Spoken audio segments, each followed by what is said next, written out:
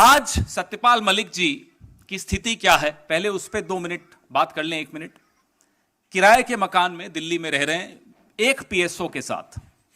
हमें मालूम है प्रधानमंत्री जी को सत्य की आवाज से ज्यादा मधुर गुलाम की आवाज लगती है, तो सत्यपाल जी को एक पीएसओ दे रखा है।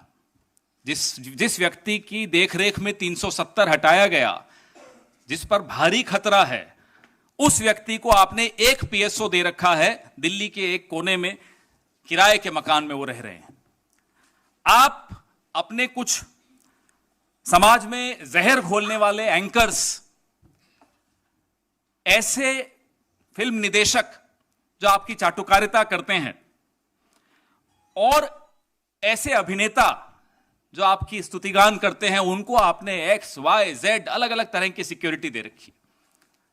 सत्यपाल मलिक जी को आपने क्यों छोड़ दिया है ऐसे खतरों के मुंह में, पहले हम यह आपसे जानना चाहते हैं।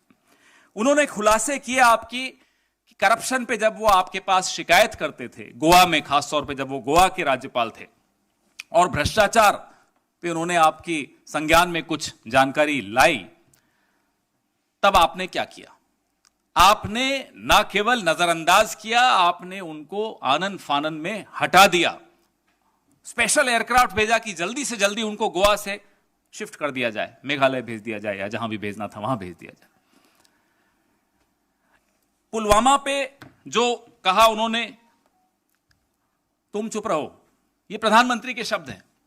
हमें मालूम है आप कैमरा प्रेमी व्यक्ति हैं। जिम कॉर्बेट में थे जब आप ये पुलवामा की दुखांतिका हुई, जहां 40 जवान हमारे शहीद हुए। एक ढाबे पर आकर उन्होंने सत्यपाल मलिक जी को फोन किया और बोला, कहो सत्यपाल क्या हुआ?